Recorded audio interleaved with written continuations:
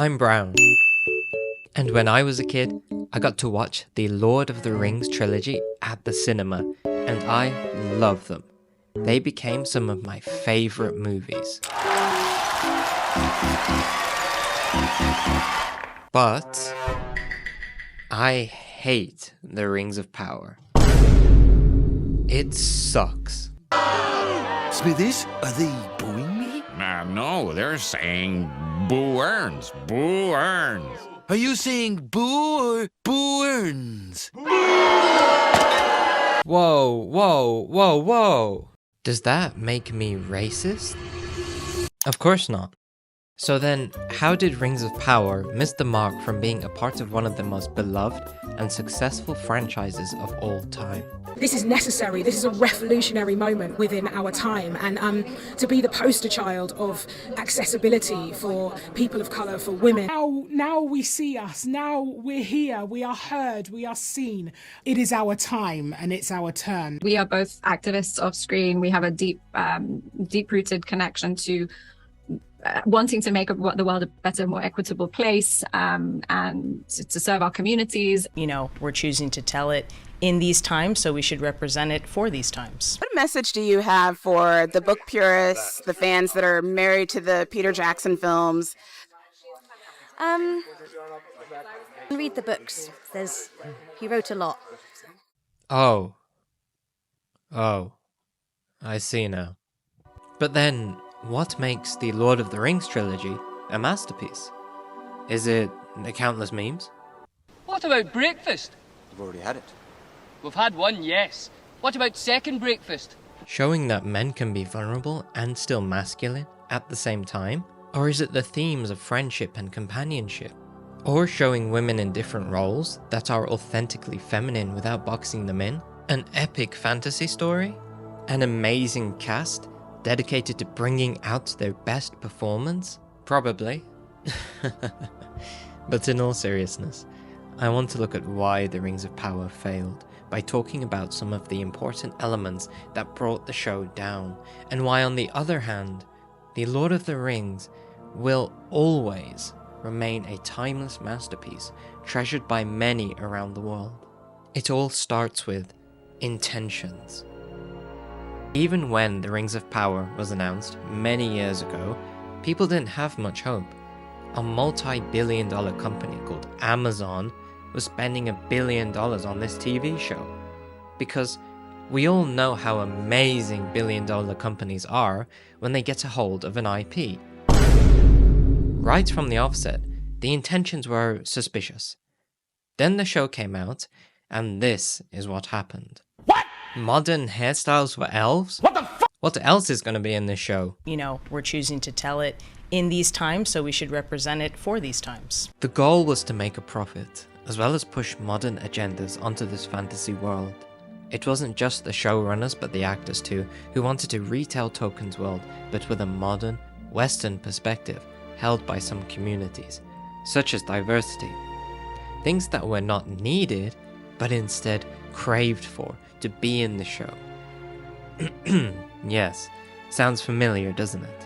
An example of this is the increasingly strange idea of depicting villains as good individuals. The language and the development of these characters, you realize that bad and good is in the eyes of the beholder. I got in trouble for this question. Really? Oh, yeah. Can you? People have been talking to me online about how Darth Vader is such a bad person. It's very clear, and it's very well established from those actions. But if you can't look and see that Anakin blowing up the Death Star possibly killed millions and millions of people. I'm going to get in trouble for saying this. That's why I've kind of stopped using the word villain, because I feel like people look at a villain as like a surface level, like bad person. Whereas if I say antagonist, at least that implies depth and that we'll get some justifications for why they've done what they've done. Do you think we're going to see another side of Sauron? Yes. Like maybe he falls in love. Maybe there's a reason. Every villain's a hero in his own story. People are going to fall in love with him and be like, I can change him. We are safe here. We have a home. Must we go to war again? Trust me, my son, when I tell you that we will never truly be safe until we've made certain Sauron is no more. As you will it, Lord Father. Showing a family of orcs being romantic and lovey-dovey with each other makes absolutely zero sense. They may be able to breed with each other, but do you really think for 1 second these orcs are going to be romantic to the female orcs?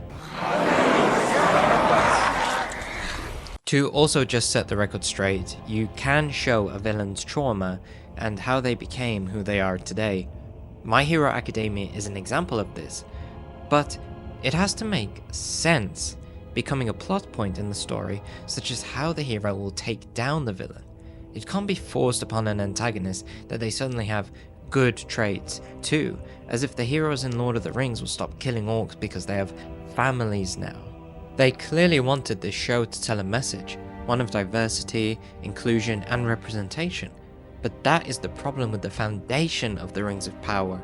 Instead of adapting Tolkien's work into something people can enjoy and once again be invested into the world of Middle-earth, it was a show that had its own modern agendas. Now, as mentioned earlier, I'm brown because I'm Indian. And when I watched Lord of the Rings as a kid, I didn't care about what colors the characters were, because I could still identify with characters like Aragorn and be inspired by him. The people behind The Lord of the Rings wanted to stay as faithful to Tolkien's work as much as possible. We can even see how different the creators are from the movies to those in the TV show. Did you have some kind of mechanism, in a sense, so that you could make sure that you were true to Tolkien? Well, we didn't want to put any of our own, certainly in terms of the thematic material, we didn't want to put any of our own baggage. I mean, we had no interest in putting our messages into this movie, but we thought that we should honor Tolkien by putting his messages into it.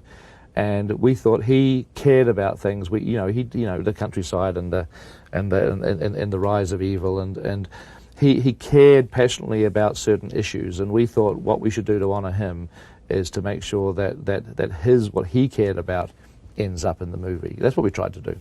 Even the actors from the movies weren't in it to beg a $1 million company to represent them on screen, not to put perspectives of certain communities on screen.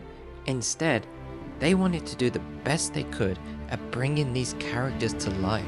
The intentions were different, and this set the foundation for the greatest trilogy of all time, which illustrated an epic fantasy story about friendship, companionship, death, bravery, love, and more. And so, The Lord of the Rings actually speaks to themes that are important for the human soul in our journey in life, much more than the Rings of Power ever touches on themes to help people. This then led into something which deeply sets The Lord of the Rings apart from the Rings of Power. What are we holding on to, Sam?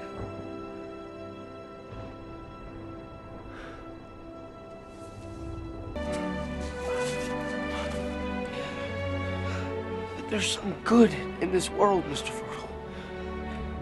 And it's worth fighting for.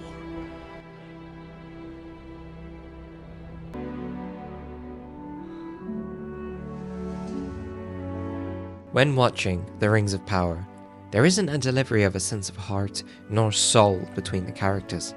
You don't feel a sense of emotional moments that are deeply impactful, especially to another character's growth. Take a look at the scene between Galadriel and Sauron. Whatever it was he did to you, and whatever it was you did, be free of it. I never believed I could be. Until today. Fighting at your side, I felt that if I could just hold on to that feeling, keep it with me always, bind it to my very being, then I felt it too.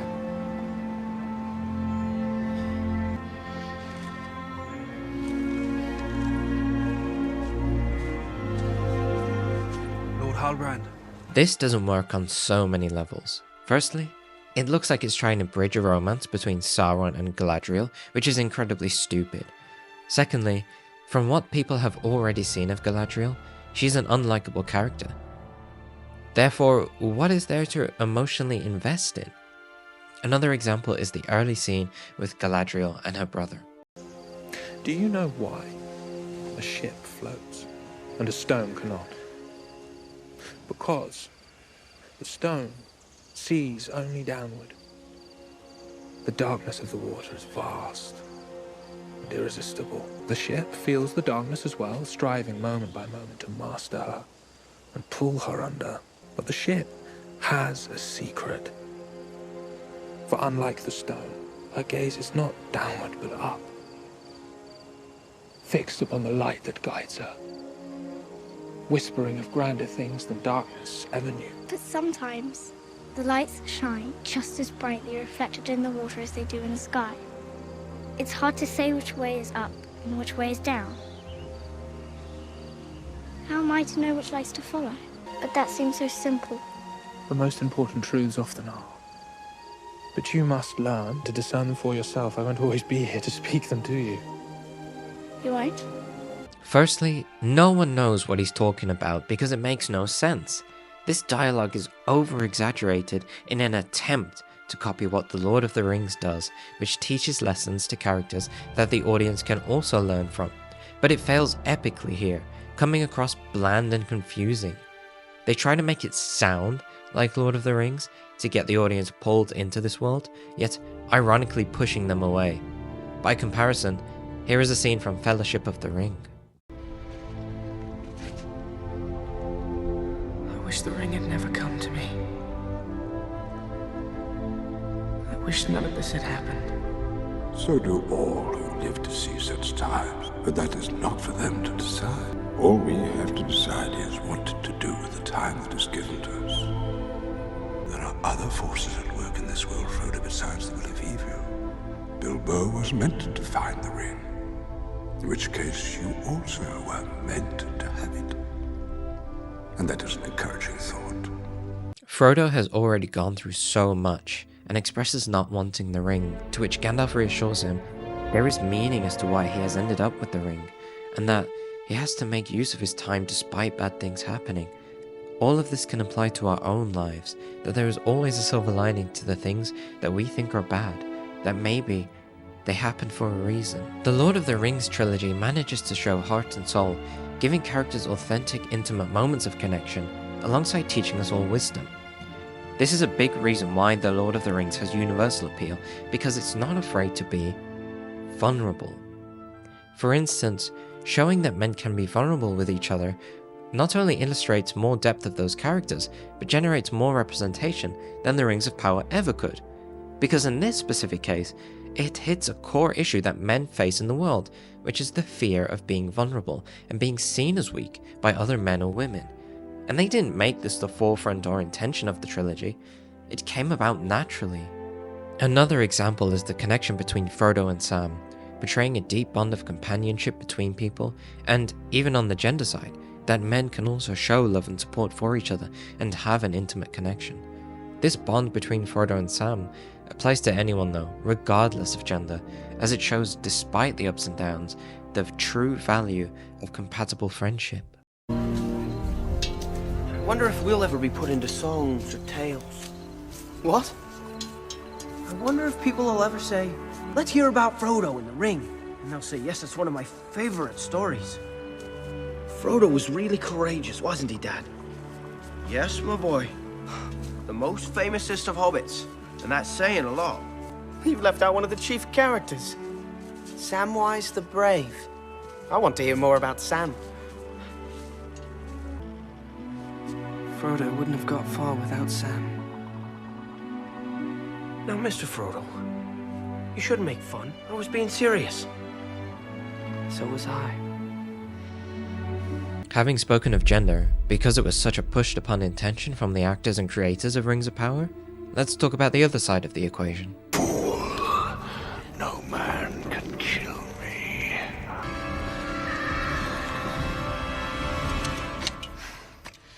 I am no man. Rings of Power, from the get-go, wanted to show strong female characters as a focal point of this show. Every woman on the show, every female character, we don't serve the men around us. So my character Marigold is a Halffoot. Marigold is a matriarch.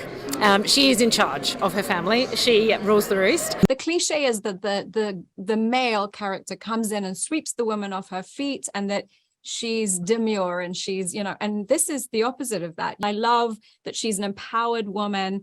She is the first female dwarf that we have ever seen on screen. And she's a boss of Durin.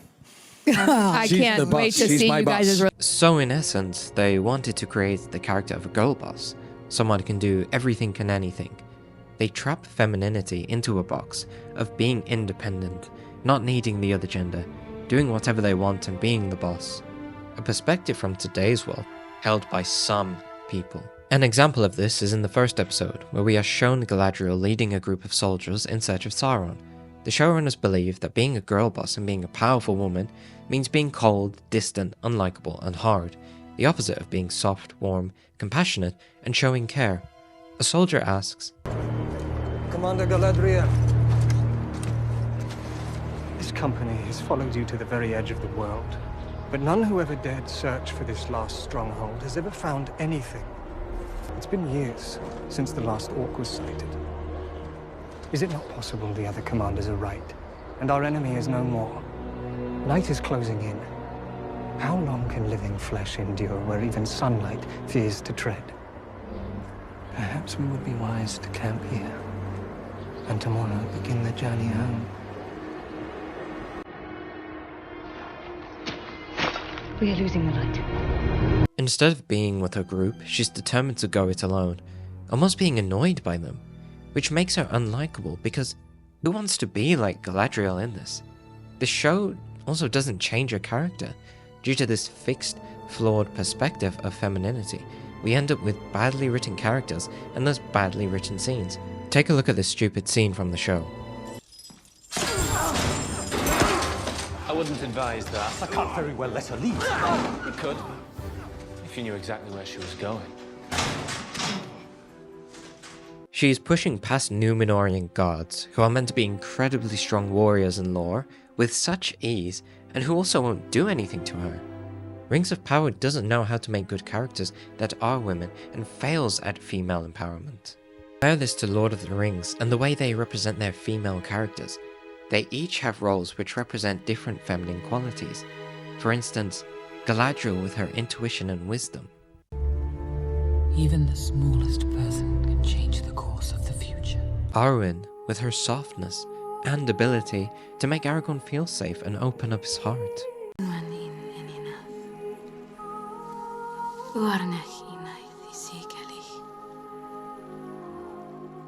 Or Éowyn with her compassion towards her people and nurturing. They had no warning. They were unarmed. Now the wild men are moving through the Westfold, burning as they go. Like the male characters, each character has their own struggles. Let's take a look at the scene from The Two Towers.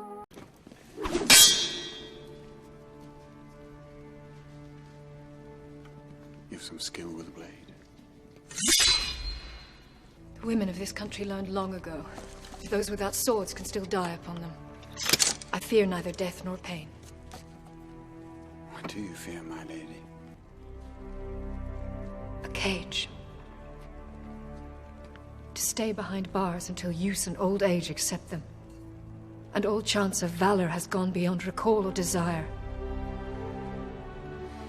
You're a daughter of kings. A shield maiden of Rohan. I do not think that will be your fate. Éowyn doesn't want to be confined to duty and what is expected of a woman among her people. She wants to fight because she wants to help. She acknowledges the suffering her people are facing due to war, and she wants to protect those that can't protect themselves. She's not a warrior that is trying to show off. With The Lord of the Rings, it's not a thing of having women as an act of activism and representation, nor having a girl boss, but rather simply well-written characters in a well-written story. Give up the halfling shield. If you want him, come and claim him. There is so much that could be discussed when looking at why The Rings of Power sucks, that I know other channels have covered and will continue to.